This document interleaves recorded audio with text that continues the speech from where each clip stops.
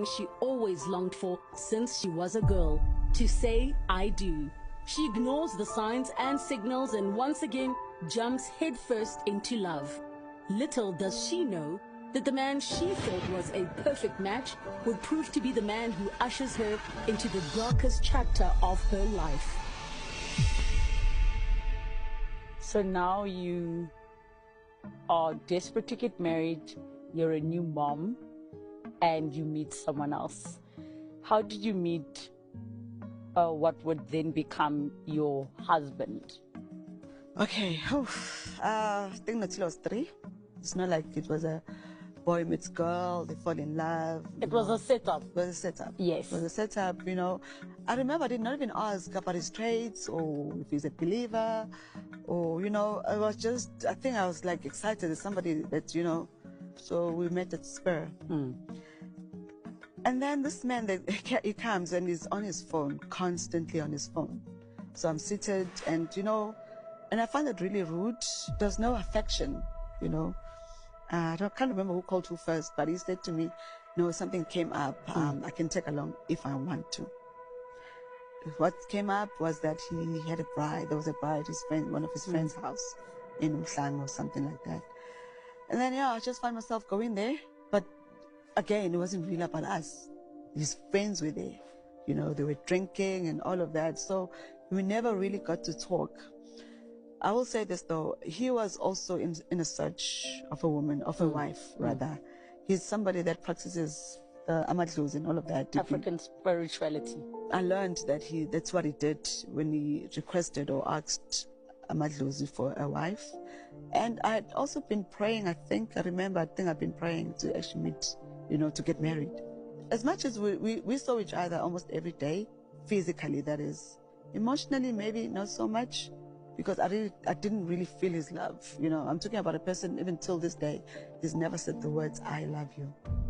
So what attracted you to him?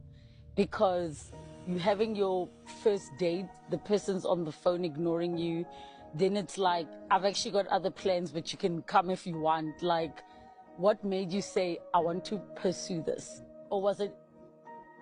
I think because he said he wants to get married. I wanted to get married. Remember, I told you, I would have married anything as long as I had 2 legs, you know, walking. Oh my gosh, I can't get over this. Married anything.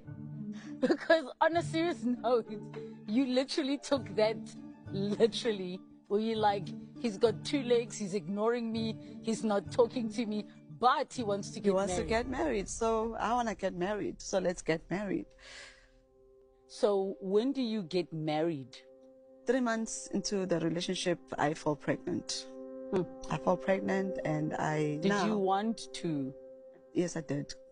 I mean, if a woman falls pregnant, they know. Nothing's ever by mistake, especially from a woman. You know, if you're not doing certain things to prevent pregnancy, what's going to happen? Yes. So I think I was ready to give him, he wanted a child. And remember, we're going to get married now. That's the talk. And I fell pregnant. And I remember the very first encounter of his trait. I was out with my friends, my girlfriends. We were out, having lunch or something, and we were drinking. You know, just having some few cocktails and whatnot. And he was away somewhere in the Bundus, or something. And then remember when we were talking and then he heard that I wasn't, you know. And I remember I used the word, oh, I'm hyper. Because I was like, why are you sounding like this? I was like, no, I'm hyper. Not knowing what he was really upset, you know. Yes. I got home. And I remember, you know, going to him and say, hey, babe, and all of that. It just, you know, shut me out. And it's like, don't touch me. And that's when I really saw this man's true colors. It's like, what is this?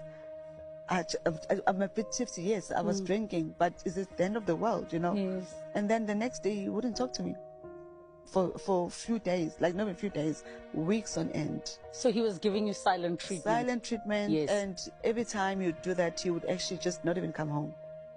So I saw this man straight for the very first time.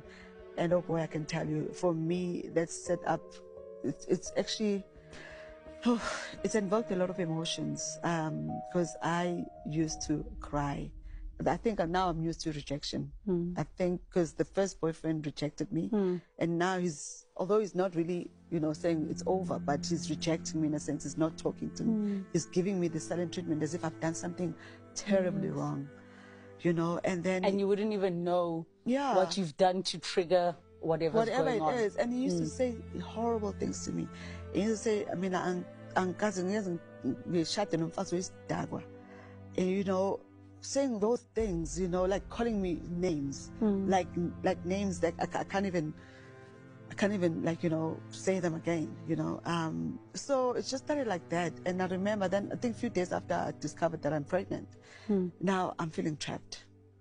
I'm trapped in this relationship. There's nothing I can do about it because, I'm carrying his child. Now it's 2 kids, different fathers, out of wedlock, and time is ticking.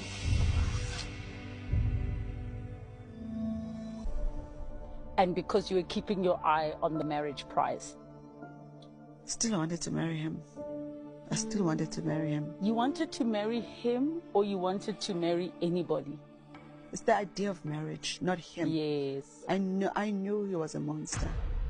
And then I think that's when my character started changing. I was scared of becoming me. I was scared of, obviously, I would still drink, but I used to hide it from him.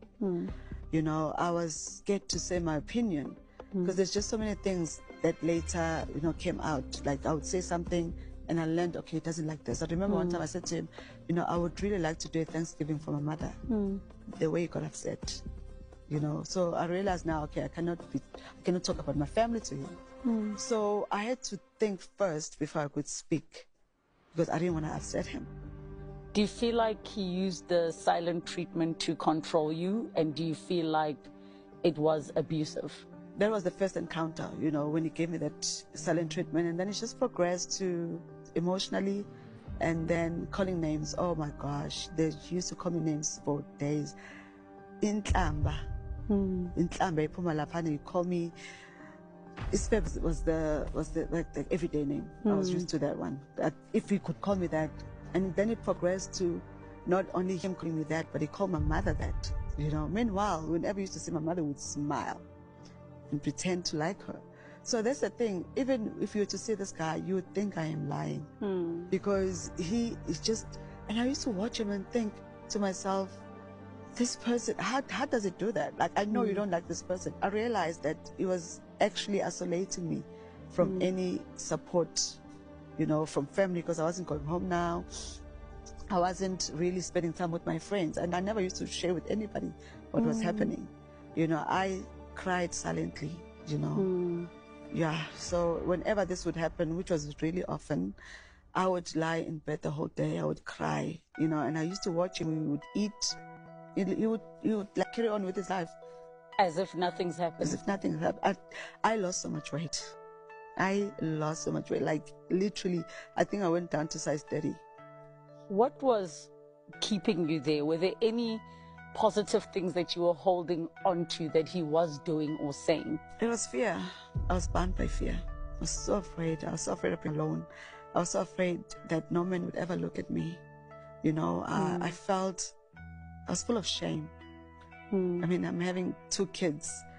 And, and he used to tell me this, by the way. He used to tell me, like, what, no man will ever look at me. You're not good enough. I'm just doing you a favor. Wow. Yeah, he used to tell me he's doing me a favor by marrying me. What was now the breaking point? Because, from what you've shared, you are fully aware that this is not healthy. You are fearful. He is getting into bouts of calling you Sfebe and all types of horrible things. What was the breaking point for you? My breaking point was like 5 years later when I ended the marriage. But I remember before marrying him, there's this one friend that I told my story to, not that I had a choice. I remember one time because he had locked me out of the house after kicking me. I was 7 months pregnant. He had kicked me in my belly. So now it was full-on physical abuse. Yeah. Oh yes. Yeah. So that's it. Was actually the first encounter. First encounter was him kicking you in your belly. Yes, at 7 months pregnant. I'd found that he was cheating. I think I went through his phone. Yes. Then I confronted him about it, and then he just got violent. And I remember I went to the bathroom, locked myself in, and he's a big built man. He broke the door, he came in, and he just kicked me, and he kicked me outside. I remember I was just only wearing my underwear and a vest. What made you choose to marry him after an incident where he kicked your unborn child? And it's not just your connection to the child, it's his connection to the child. Again, it was just fear. And he instilled that fear in me because he used to constantly tell me no one would want me. You know, no one would want me. No one would want, damaged goods. Basically, that's what I was to him. What did your mother and the family know about? Nothing. So when he had kicked you in the stomach, did you not have to go to the emergency room? I did. I was in and out of my doctor. I don't know. I can't even care to actually count. Like, I was there constantly. And I remember him saying to me, Nonku, if you don't get your act together, you're going to lose this child. Hence, I named my son Musawaki, which means God's grace. I really believe the child survived by his grace. You know, even beside him being violent with me, I used to take tablets, I used to take pills, being pregnant, just to numb the pain. You know, I didn't drink, but I never used to eat. I lost weight during my pregnancy, you know, and he just didn't care. In fact, whenever he'd see me crying, he'd say, "Oh man, with your crocodile tears." You know, he just had no care or any affection or sympathy.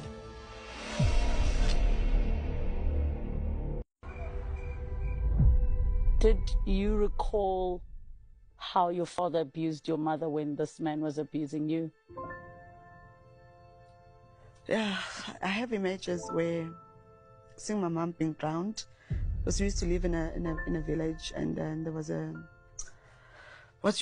dam, and I remember Ubaba, I have images. I think, as I said, that is why my sister is, even till today, she's not well. I remember Uma obviously seeing blue eye. I remember her fagukonkolo.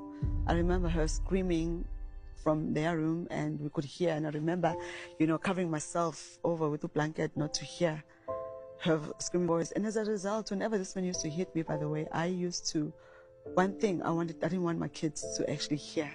I used to cry silently. I used to not even cry or make a sound. I used to make sure that my kids didn't hear that, because it's the most tormenting sound ever, to hear your mother crying and being helpless to do anything about it. Did your children ever see anything? My son Musawaki did. He was 3. Fortunately, Notile was not home. I don't even know how, because Notile was not really allowed to go home. But I remember Uwake was 3. And then he had attended the funeral back at his home, at his homestead, and I was at home, and the nanny was off that weekend, but my cousin had come. So I was sitting with my cousins in the lounge, and they were drinking. I wasn't drinking, I remember, because we were trying for a baby. So I wasn't drinking, but my cousins. So in the midst of all of that, you were trying for another baby? We were trying for another baby. He came home, and so he saw my cousins were there. And I think because he had this tendency of just always being on his phone, sometimes to himself, just to avoid talking to people. Wow. Yeah, he does that. So I remember,